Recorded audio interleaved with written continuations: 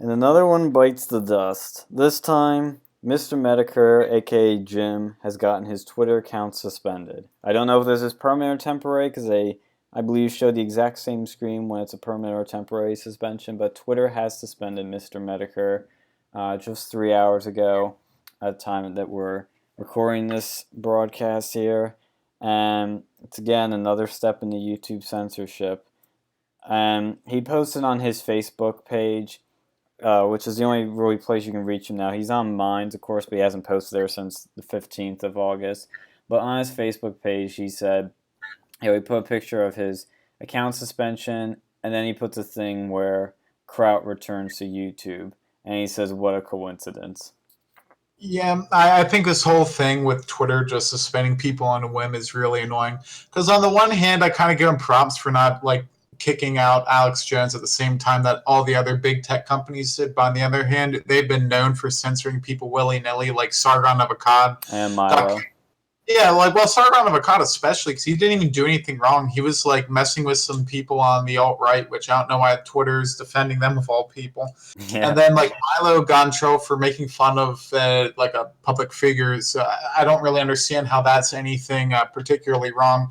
But Kraut as an individual, he really kind of bewilders me. I know I was looking for. What was it, the show with an Andy Worski show one time, and I looked for Andy Worski's Twitter, and it brought me to Kraut's Twitter account. It's so popular that when you looked up Andy Worski's Twitter, Kraut's was on there because he was trying to get docs on Andy Worski and try to make him fail.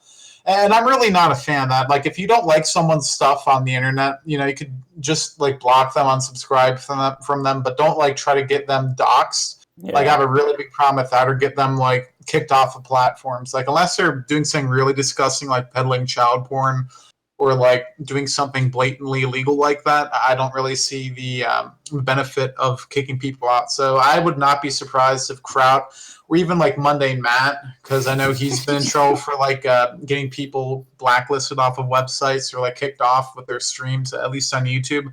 I won't be surprised if he made that switch onto the onto Twitter. So that's a potential other person who was doing it. They may have been in cahoots, because it's usually more than one person that takes to get them down. And I know that Mr. Metokur has angered a bunch of weird groups like the adult baby diaper lover community and various sort of fringe groups, because he makes these videos on them. So won't be surprised if there was this conspiracy effort. Yeah, coordinated effort. But the thing is, right now, if you want to stop this, I'd recommend tweeting about it, talking to people, generate a lot of buzz about this, and let them know that you're not going to be into this. Because recently, there was an issue with a guy who funded Jihadi Watch, yep. which is a counter-terror, it was an anti-Muslim extremist website or forum, some form of anti-Muslim extremist content, and he was being defamed by the ADL or whatever, the Southern Poverty Law Center. They're both kind of the same thing. They really are. But either way, he was getting they petitioned MasterCard to go and get him kicked off of Patreon. They did, but enough people complained about that, MasterCard rescinded it. So if we get enough people to complain about this, and possibly even Milo and Sargon, you might be able to get these people back on there. You need to go and have your voices heard. And you need to go and speak loudly, because these big tech companies, I don't know how many of them really care so much about ideology. They probably just want to make the SJW stop screaming at them. I think that's probably most of the issue. So I was listening to it was a video with Stefan Molyneux and who's that new girl from the Turning Point? Candace. Yeah, there was an interview between the two of them, and she was talking to some of the people from Twitter.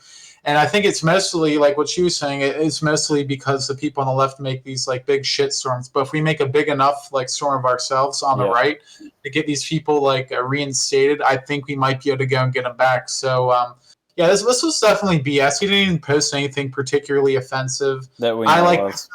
That I know. I mean, you can't even see anymore. That's what I really don't like about this.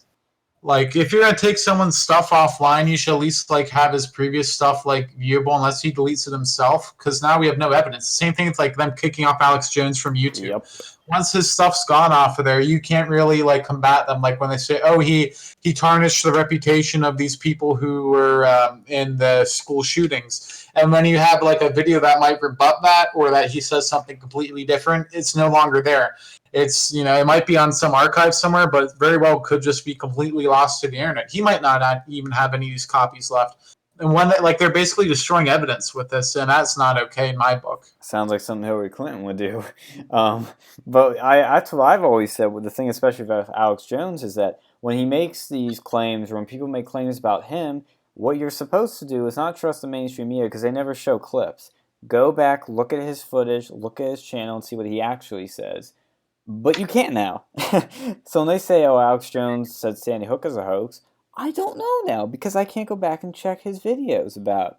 But what's interesting about all this is that there was a list, a dossier, that somebody supposedly leaked from Twitter about a year ago that had a bunch of big names on it, from Ann Coulter, Paul Joseph Watson, Lawrence Southern, Gavin McInnes, Cernovich, Sargon, Stefan, and of course Mr. Metokur's on here too, of people that Twitter supposedly wanted to ban or was looking to suspend at some point. And they have Richard Spencer on here, which has, this is what's so funny, they have his suspension reverted. Because this is the thing about Spencer. If you're gonna, Twitter has these rules: no hate speech, no racism, no sexism, no, all that stuff. But Richard Bloody Spencer, David Duke, and all these people are still on their platform. But Sargon and Gavin McInnes and Milo and Mr. Metokur, all the fun and interesting people are taken off. But they keep these people that the left uses as a punching bag, as a boogeyman that smears the right as racist, still on their platform. Either Twitter does have a political bias or an ideological, gain here, because let's keep in mind midterms are coming up soon. So this is definitely, Twitter's a very influential platform. It's one of the easiest and best ways and most influential ways to get your message out. Either they're trying to influence that, they're trying to influence politics, or like you said, there's also an angle. I think there's multiple angles here. There's that. There's the angle where they want the SJWs to shut up.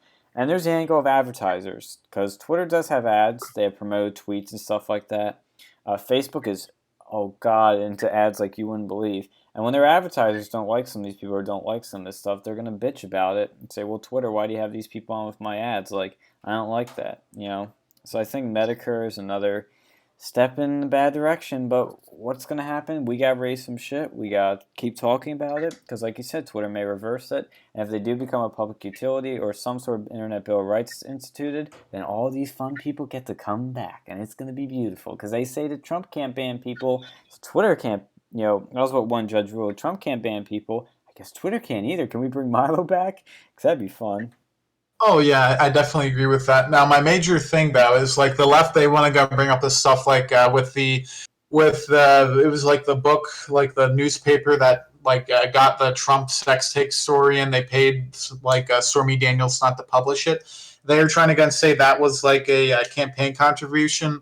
But like if you can say that about some like rag that no one's going to read anyway, but like compare that to Twitter, where like the left constantly like bans people off of it, and it broadcasts left-wing ideologies. Like anytime you look at Trump's speech, and you don't see that as a campaign contribution, I think that's like a big double standard. Yeah. So if you can go and do something to Trump, you need to be able to go and do something to the leftists too. 100%. Yeah, I mean, you gotta fight fire with fire with this. Now, that doesn't mean we should start getting leftist banned, but you gotta fight fire in the sense that you gotta raise outrage over this and get these people back on. Because we kind of were successful with that with Alex Jones because people raised some shit. And I think Jack was in a little bit of a catch-22 where he was like, if I ban Alex and join the mob, they're going to know I'm colluding. And they're going to know that Twitter is pro-censorship, which we kind of already do. But like it would have been highly publicized. And it could have looked bad on him because it could have, backfired on him. But he didn't do it, which I thought was interesting. He's almost saying, well, Alex Jones hasn't broken our rules, so we're going to keep him on. So either Jack is trying to start things in a new direction because he sees something bad coming with a massive backlash from the right, or he's, maybe didn't know what to do. I don't know. But we'll keep following it definitely. Like and subscribe to this video to fight the YouTube censorship because that's, going in full throttle with their algorithms and their bias that, is throughout their company culture. So like and subscribe to get more videos like this. Any final thoughts on this before we get banned? Yeah, so definitely again support alternative platforms. Like I don't know if we have a Minds yet or a We have a gap. or or like a Big Shoot. Like support those platforms. Like support us on YouTube too, because that's the one we're more mainstream. But like definitely also support these alternative platforms because they're the real ones who are like fighting YouTube censorship. If we can get one of them to get popular enough, get enough people together, then we can see like the entire like paradigm will shift. So that's Alex something Jones that has said that before. so did Sam Hyde. Yes. Yeah, but see, we're laughing because these are the fun people, and guess what? They're getting banned, they're getting shut down, and the left. Milo has said this many times before, and I love this quote. There's nothing authoritarians hate more than laughter because they can't control it. And that's what they're trying to do. They're trying to control the laughter. They're trying to control the fun by shutting us down, and they won't win in the end.